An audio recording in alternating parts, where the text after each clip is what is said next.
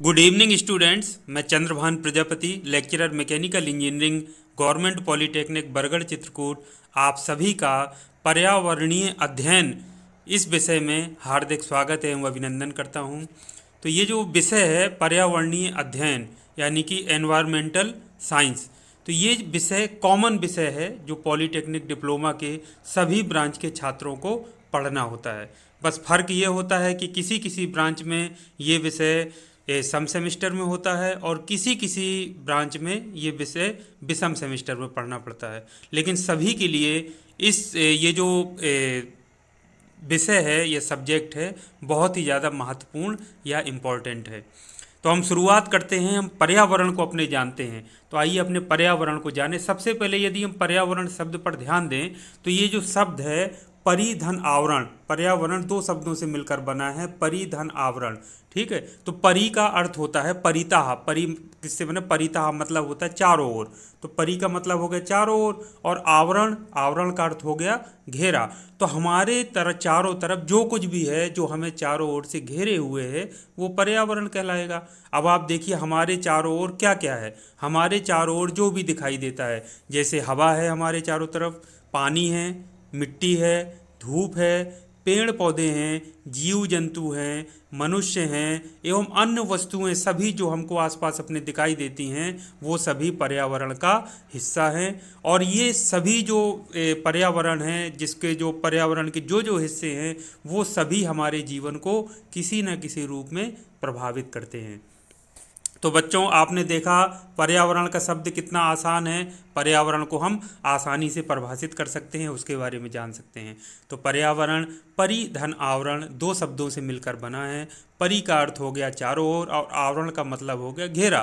तो ऐसा जो हमको चारों तरफ से घेरे हुए है वही हमारा पर्यावरण है। अब जो हमें चारों तरफ से जिनसे हम घिरे हैं, क्या क्या चीज़ें हैं हमारे चारों तरफ, हवा है, पानी है, मिट्टी, धूप, पेड़ पौधे, जीव जंतु, मनुष्य और अन्य सभी वस्तुएं, तो ये सभी पर्यावरण का क्या है, हिस्सा है और हमारे जीवन को किसी न किसी रूप में प्रभावित करते हैं।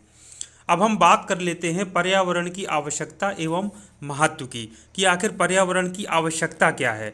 तो पर्यावरण से ही पृथ्वी पर समस्त जीवधारियों का अस्तित्व है। आप सांस लेने के लिए ऑक्सीजन लेते हैं, तो ऑक्सीजन कहाँ से मिलती है, पर्यावरण से। जल भी, हमको जल की आवश्यकता पड़ती है, प्रत्येक जीवधारी के लिए जल आवश्यक है। ये जल आपको कहाँ से मिलता है, पर्यावरण से। तो यहाँ तक कि हमारी जो भी मूलभूत आवश्यकताएं होती हैं, मूलभूत आवश्यकताएं तीन होती हैं, रोटी, कपड़ा और मकान, तो इसकी भी पूर्ति कहाँ से होती है, पर्यावरण से होती है। तो अन्य जीव जंतु भी जो हैं उनको भी भोजन और आवास पर्यावरण से ही मिलता है। तो इन सब चीज़ों से आप समझ सकते हैं कि पर्यावरण की आवश्यकता क्या है और इसका महत्व क्या है। अब जो आप अभी चित्र देख पा रहे हैं उसमें हम बता रहे हैं आपको पर्यावरण के घटक। तो पर्यावरण के दो घटक हैं, एक तो प्राकृतिक घटक और दूसरे हैं मानव निर्मित। प्राकृतिक मतलब है जो प्रकृति ने हमको दिए हैं। तो चित्र में आप देखिए इस तरफ ये वाला जो हिस्सा है ये प्राकृतिक घटकों का है और ये वाला जो हिस्सा है आपका ये मानव निर्मित घटकों का है। तो इसमें प्राकृतिक घटकों में कौन कौन सी चीज़ें आएंगी, प्राकृतिक घटकों में जैसे वायु है, तो वायु वाला जो हिस्सा है उसको हम वायुमंडल कहते हैं। ये वाला ये देखिए, जल है तो उसको हम जलमंडल कहते हैं, स्थल है तो हम उसको स्थल मंडल कहते हैं। इसी तरह से जो सजीव हैं, सजीव मतलब जिनमें जान होती है, सजीव नाम से ही पता चल रहा है, सजीव यानी जिनमें जीवन है या जिनमें जान है, तो वो सजीव कहलाते हैं। तो जो सजीवों वाला जो हिस्सा है वो कहलाता है जैवमंडल। इसी तरह से जो दूसरे मानव निर्मित यदि हम घटकों की बात करें तो मानव ने जो निर्मित किए हैं, मानव ने क्या इमारतें निर्मित की, देखिए बड़ी बड़ी इमारतें, पार्क बनाए, पुल बनाए, सड़कें बनाई, उद्योग बनाए और जो मंदिर मस्जिद बनाए, विद्यालय बनाए, जो भी आप सामने अपने देखते हैं, स्मारक बनाए, वो सभी क्या हैं, मानव निर्मित हैं। तो इस तरीके से प्राकृतिक पर्यावरण के जो घटक हैं, प्राकृतिक और मानव निर्मित दो घटक हैं जिनको आप आसानी से इस चित्र की सहायता से समझ सकते हैं।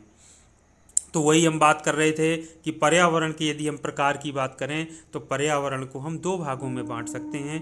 पहला कहलाता है प्राकृतिक पर्यावरण। प्राकृतिक पर्यावरण को हम भौतिक पर्यावरण भी कहते हैं। और दूसरा है मानवीय पर्यावरण।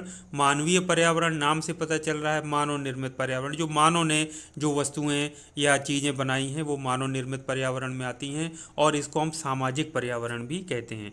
तो पर्यावरण के कितने प्रकार हुए बच्चों? दो प्रकार हुए, प्राकृतिक पर्यावरण और मानवीय पर्यावरण। प्राकृतिक पर्यावरण को हम और क्या कहते हैं? भौतिक पर्यावरण। और मानवीय पर्यावरण को हम और क्या कहते हैं? सामाजिक पर्यावरण। वेरी गुड बच्चों। तो अब हम देखते हैं प्राकृतिक पर्यावरण क्या आता है। तो जैसा कि नाम से पता चल रहा है, प्राकृतिक मतलब प्रकृति प्रदत्त, यानी प्रकृति ने हमको जो दिया है। तो इसके अंतर्गत पर्यावरण का वह हिस्सा आता है जो प्रकृति हमें प्रदान करती है। जैसे जल हो गया, हवा आप ले लीजिए, मिट्टी आप ले लीजिए, पेड़ पौधे ले लीजिए, जीव जंतु ले लीजिए, सूर्य हो गया, नदी हो गया, पहाड़ हो गया, पर्वत हो गए। इस तरीके का जो जो आपको चारों साइड अपने दिखाई देता है, रोज़मर्रा की ज़िंदगी में आप देखते हैं, जो प्रकृति ने हमको दिए हैं, वो सारे किस में आते हैं? प्राकृतिक पर्यावरण में। तो बच्चों बिल्कुल क्लियर है, प्राकृतिक पर्यावरण पर्यावरण का वह हिस्सा है जो प्रकृति हमें प्रदान करती है। जैसे जल, हवा, मिट्टी, पेड़ पौधे, जीव जंतु, सूर्य, नदी, पहाड़ इत्यादि। इनको कोई इंसान नहीं बना सकता है, हम इसको निर्मित नहीं कर सकते हैं। अब ये प्राकृतिक पर्यावरण की भी अगर हम बात करें तो प्राकृतिक पर्यावरण को भी दो उसमें हम भागों में बांट सकते हैं। एक जैविक पर्यावरण और दूसरा अजैविक पर्यावरण। तो जैविक पर्यावरण नाम से ही पता चल रहा है, जैविक मतलब जिनमें जीव हैं, जो जीव जंतु जिनमें जान होती है, वो सारे जैविक पर्यावरण के अंतर्गत आते हैं। तो इसके अंतर्गत क्या आएंगे? सभी प्रकार के जीव जंतु आएंगे, मनुष्य आएंगे और पेड़ पौधे आते हैं। तो ये सब कहलाएंगे जैविक पर्यावरण। प्राकृतिक पर्यावरण को हमने किन दो भागों में बांटा?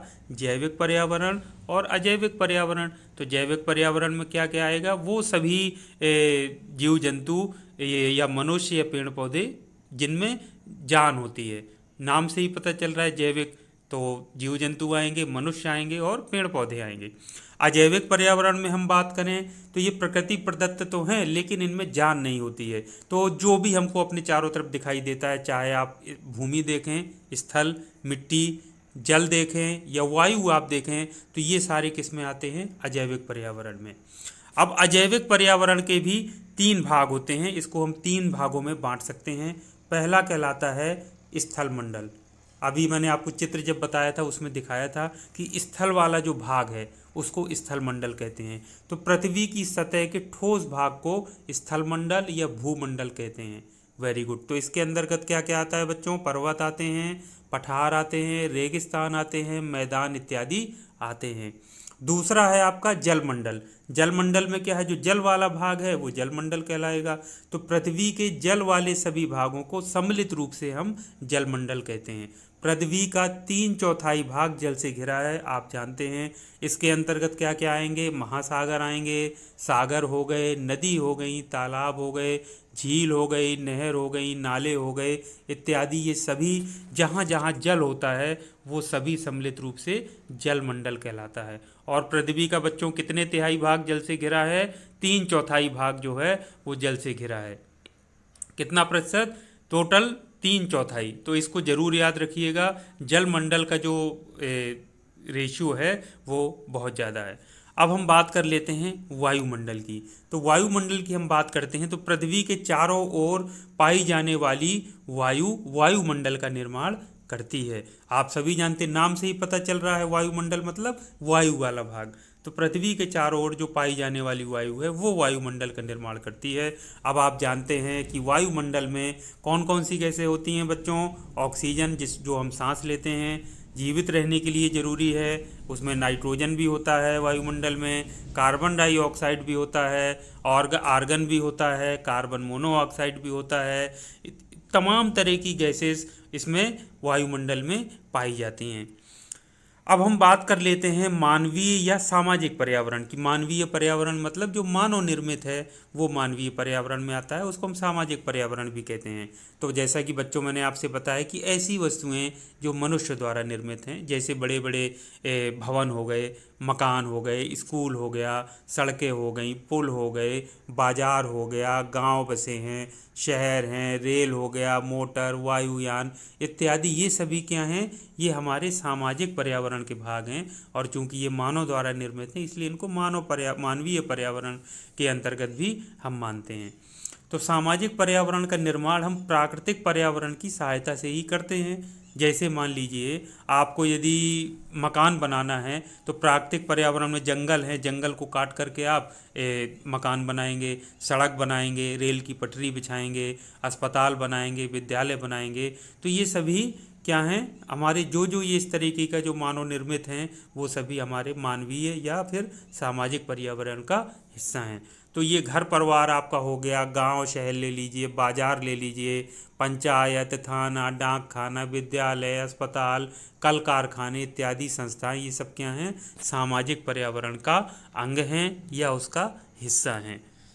तो बहुत अच्छा बच्चों, क्लियर हो गया आपको जो पर्यावरण है उसको कितने भागों में बांट सकते हैं, प्राकृतिक पर्यावरण और दूसरा मानवीय पर्यावरण। अब जो प्राकृतिक पर्यावरण है बच्चों उसको भी बताया कितने भागों में बांट सकते हैं। उसके बाद जो आपका मानवीय या सामाजिक पर्यावरण है बच्चों वो भी आपने देखा कि क्या होता है और उसको आप कितने भागों में बांट सकते हैं। तो ये फिर से हम एक चार्ट अपने सामने देख लेते हैं। जैसा कि आप स्क्रीन पर देख पा रहे हैं, पर्यावरण को आपने क्या किया, दो भागों में बांटा, प्राकृतिक पर्यावरण या इसी को हम भौतिक पर्यावरण भी कहते हैं, और दूसरा है मानवीय या सामाजिक पर्यावरण। ओके बच्चों, इस चार्ट को आपको अपनी कॉपी में बना लेना है, इसी से सारा क्लियर हो जाएगा, ये सब रटने की ज़रूरत आपको नहीं पड़ेगी। अब बच्चों आपसे बताया प्राकृतिक पर्यावरण में भी दो तरीके की चीज़ें हो सकती हैं, ऐसे जीव जंतु जिनमें जान होती है और ऐसी चीज़ें जिनमें जान नहीं होती है। तो इसमें बच्चों जिनमें जान होती है वो कहलाता है जैविक पर्यावरण और दूसरा होता है अजैविक पर्यावरण। तो प्राकृतिक पर्यावरण के दो हिस्से हो गए, जैविक पर्यावरण, अजैविक पर्यावरण। अब जैविक पर्यावरण में बच्चों क्या आएगा, जिनमें जान होती, पादप जैसे पेड़ पौधे होते हैं उनमें हम मानते हैं कि जान होती है, और उनमें जान होती भी है, ये वैज्ञानिक अध्ययनों द्वारा सत्यापित हो चुका है। जीव जंतु हो गए बच्चों, पशु पक्षी हो गए, सभी तरीके की जिनमें जान है वो सभी जैविक पर्यावरण का हिस्सा हैं। मनुष्य हो गए। अब अजैविक पर्यावरण में क्या है तो वो प्राकृतिक पर्यावरण प्रकृति ने हमको दिया है, लेकिन उनमें जान नहीं होती है। जैसे जो स्थल वाला भाग है, जो ठोस भाग, तो बच्चों आपको बताया वो स्थल मंडल कहलाता है। जल वाला भाग जल मंडल कहलाता है। वायु वाला भाग बच्चों वायुमंडल कहलाता है। तो ये आपका हो गया प्राकृतिक पर्यावरण। अब बच्चों हम बात कर लेते हैं मानवीय पर्यावरण की। तो उसमें आपको बताया मानवीय को सामाजिक पर्यावरण भी कहते हैं। तो इसमें भौतिक पर्यावरण इसमें आ सकता है भाई, मानव द्वारा जो निर्मित भौतिक पर्यावरण यानी भौतिक चीज़ें मानव ने जो निर्मित की हैं। भवन हो गया आपका, जो भी अस्पताल है, स्कूल है, पॉलीटेक्निक है जहाँ पर आप लोग पढ़ते हैं। इसके साथ साथ आदमी ने और अपने मनोरंजन के लिए विभिन्न तरह के रीति रिवाजों के पालन करने के लिए विभिन्न प्रकार के त्यौहार बनाए, परंपराएं बनाई, रीति रिवाज बनाए। तो वो सभी क्या कहलाते हैं, सांस्कृतिक पर्यावरण में आते हैं। तो ये भी क्या हैं, मानव द्वारा ही निर्मित हैं। तो मानवीय या सामाजिक पर्यावरण में बच्चों कौन कौन सी चीज़ें आ गई, जो मनुष्य ने या मानव ने निर्मित की हैं भौतिक रूप से, जो हमको दिखाई देती हैं। और दूसरे संस्कृति से संबंधित चीज़ें हैं, जो मनोरंजन के लिए, रीति रिवाजों का पालन करने के लिए जो तीज त्यौहार बनाए, परंपराएं बनाई, वो सभी सांस्कृतिक पर्यावरण कहलाती हैं। तो बच्चों आपको क्लियर हो गया, मानवीय या सामाजिक पर्यावरण को क्यों हम भौतिक पर्यावरण कह रहे थे। तो मानव द्वारा निर्मित भौतिक पर्यावरण और मानव द्वारा ही निर्मित सांस्कृतिक पर्यावरण। अब हम अपने त्योहारों, परंपराओं, विभिन्न प्रकार के रीति रिवाजों का पालन समाज में रहकर ही करते हैं। उसमें मेलों का आयोजन करते हैं, उत्सव मनाते हैं, नृत्य करते हैं, कला एवं संगीत संबंधी कार्यक्रमों का आयोजन भी समाज में ही होता है। तो इन सभी से मिलकर के क्या बनता है, हमारा सामाजिक पर्यावरण बनता है। अब बच्चों हम बात कर लेते हैं जीव जंतुओं की पारस्परिक निर्भरता की। तो बच्चों आप जानते हैं कि पर्यावरण में सभी तरीके की जीव जंतु रहते हैं, और वो जीव जंतु कहीं ना कहीं किसी न किसी रूप में एक दूसरे पर निर्भर करते हैं। तो बच्चों हमारे प्राकृतिक पर्यावरण की रचना आपको अभी बताया कि जैविक और अजैविक घटकों से मिलकर हुई है, जिसमें दोनों घटक एक दूसरे को प्रभावित करते हैं। अब ये दोनों घटक क्या हैं, एक दूसरे के पूरक हैं। आप इनको अलग नहीं कर सकती, जैविक और अजैविक घटकों को। दोनों कहीं ना कहीं एक दूसरे पर निर्भर हैं और एक दूसरे के पूरक हैं। जैसे हरे पौधे क्या करते हैं, सौर ऊर्जा का प्रयोग करके अपना भोजन स्वयं बनाते हैं प्रकाश संश्लेषण की विधि द्वारा, इसलिए उनको स्वपोषी कहते हैं। ये बच्चों बहुत याद रख लीजिएगा, ये कभी कभी जो वस्तुनिष्ठ प्रश्न या ऑब्जेक्टिव टाइप क्वेश्चंस बनते हैं तो उसमें पूछ लिया जाता है। तो बच्चों पौधे क्या है, सौर ऊर्जा का प्रयोग करके अपना भोजन स्वयं बनाते हैं, इसलिए उनको क्या कहते हैं, स्वपोषी, यानी जो अपना पोषण स्वयं करते हैं। तो सभी जीव जंतु भोजन के लिए या तो प्रत्यक्ष रूप से या फिर अप्रत्यक्ष रूप से पौधों पर निर्भर करते हैं।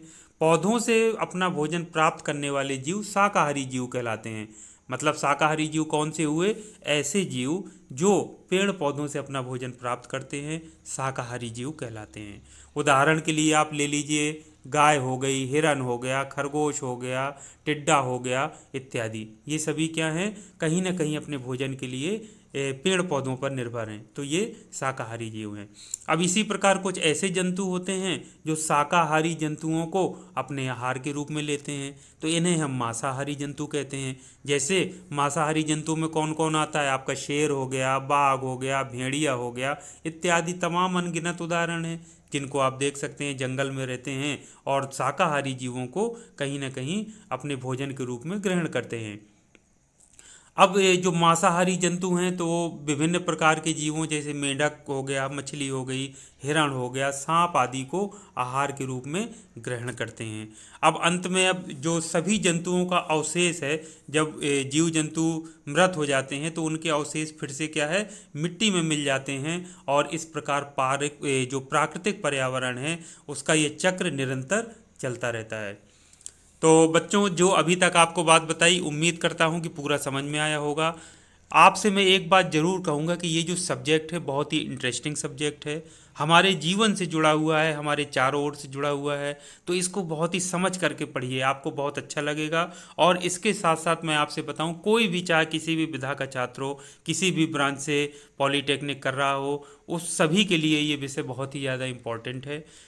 तो इसकी जो महत्व के बारे में है वो भी हम अलग से बात करेंगे, वो मैं आपको बताऊंगा। पहले हम सिलेबस के हिसाब से हमारी जो मेन जो उसमें सिलेबस में निर्धारित किया गया है उसको हम लोग पढ़ते जाते हैं। तो बच्चों आज के लिए इतना काफ़ी है। नेक्स्ट उसमें वीडियो में फिर आपसे मिलेंगे और इसी तरीके की उपयोगी सिलेबस के अकॉर्डिंग जो भी आपके टॉपिक्स रखे गए हैं उन पर हम चर्चा करेंगे। तो बच्चों आज के लिए इतना काफ़ी है। Thank you very much. आपका दिन शुभ हो।